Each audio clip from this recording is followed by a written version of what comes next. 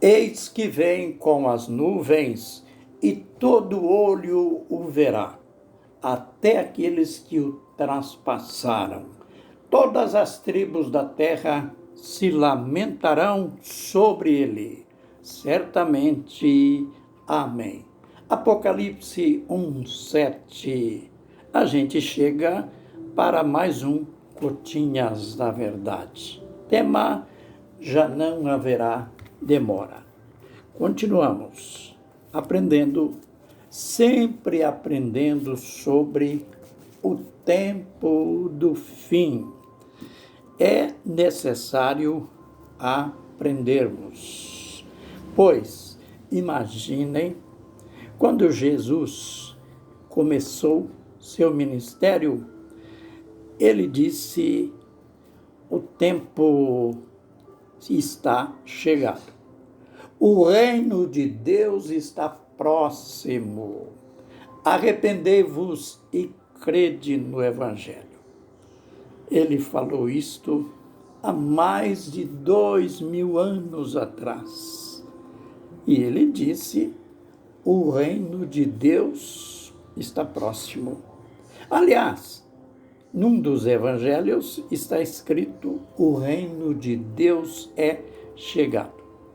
Imaginem para nós, hoje, nesse tempo de crise, neste tempo de pandemia. Olha, nunca foi tão necessário uma vida com Deus, uma vida para Deus, como agora. Eu não estou insinuando ninguém por causa de pandemia, por causa de um momento seríssimo que nós estamos vivendo. Não quero ensinar ninguém a fazer penitências.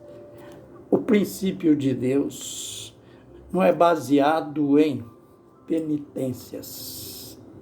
Não é dentro desta ótica que eu quero te conduzir. Mas nós devemos nos conduzir pela palavra do Senhor. Seguros, muito seguro mesmo, daquilo que Ele já fez por nós. Quando eu leio Romanos 8:1, agora nenhuma condenação há para os que estão em Cristo Jesus.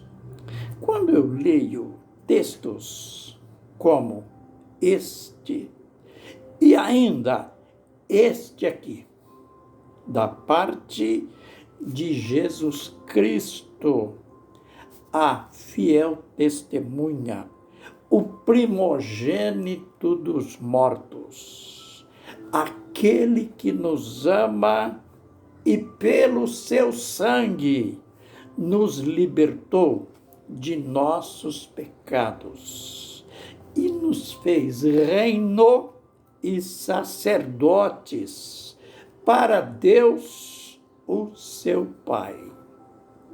E eles reinarão com ele.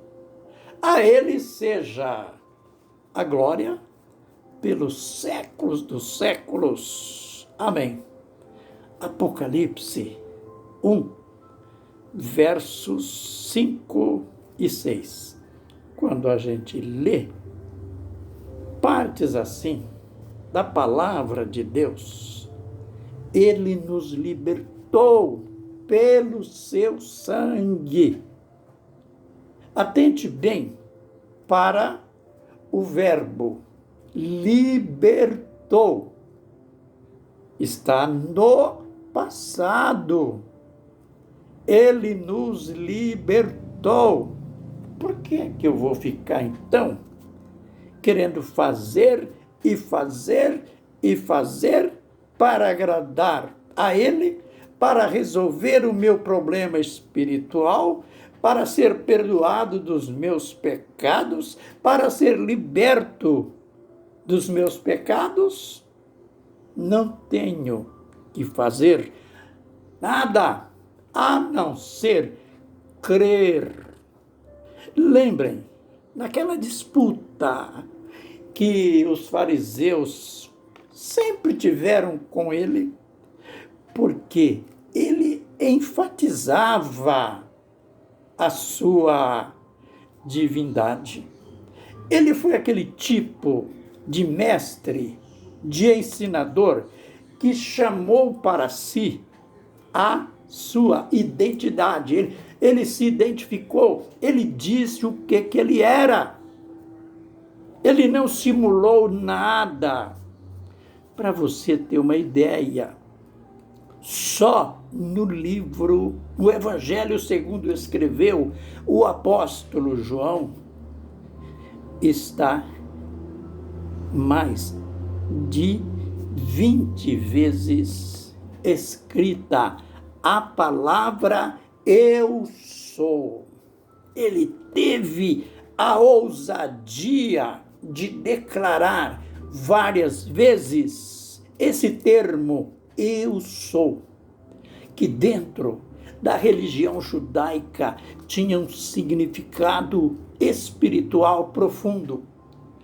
Porque, lembrem, quando Moisés teve aquela experiência gloriosa lá na sarça ardente, que ele estava no pastoreio do rebanho e ele viu aquelas labaredas que crepitavam lá naquela sarça, mas ele ficou curioso porque as labaredas eram tão fortes, mas não queimava. E ele aproximou-se de lá uma voz forte que disse: tira a sandália de teus pés, porque o lugar em que tu estás é terra santa. Ali tudo começou. E começa o diálogo. Deus chamou Abraão, aliás, Moisés, para uma obra especial. E Moisés quis saber com quem ele estava falando. Ele quis saber aquela obra, aquela tarefa. Ele ia chegar lá no meio de Israel, no Egito, e precisava saber em nome de que Deus ele estava indo. Deus se identificou com este nome. Eu sou. O nome de Deus, que a gente não está entrando em detalhes aqui, por questão do tempo. Eu sou. Diga para eles que o eu sou me enviou a vós. E então, naquela polêmica com os judeus não acreditavam que ele era filho de Deus. E ele foi mais longe do que a filiação. Ele disse que ele era o eu sou. Por quê? Ele falou: Abraão viu o meu dia e se regozijou. Eles disseram: ele não tem 50 anos, está dizendo conhecer Abraão. Jesus disse: antes que Abraão existisse, eu sou. Ele estava evocando o princípio. Ele estava falando da sarça ardente. E depois, mais tarde, ele disse para eles: olha, vocês não crêem mesmo. Vocês não me aceitam mesmo. Eu vou deixar esta advertência. Se não crerdes que eu sou, morrereis nos vossos pecados. Olha como é simples. Mas também não é tão simples assim. Acreditar que aquele homem que andava por ali, ensinando, pregando, expulsando demônios, curando os enfermos, criado ali entre eles, aceitar que aquele homem era o próprio Deus. Precisava ter espírito de revelação. Aquilo que precisamos ter hoje. quando eu digo que Jesus vai reinar como homem, ao voltar, voltará como homem e reinará como homem. Quantos que ficam assustados?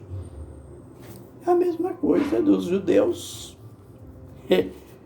Ele dizia que era o eu sou. Ele dizia que era o Deus encarnado. E eles não acreditavam. Peçamos espírito de revelação para entendermos esses mistérios, para entendermos a encarnação de Deus, este Deus que esteve aqui em carne e osso. 33 anos. Este Deus que voltará com corpo glorificado para reinar sobre a terra. A gente já mostrou aquele verso que fala que ele nos fez reino e sacerdotes para o seu Deus e Pai.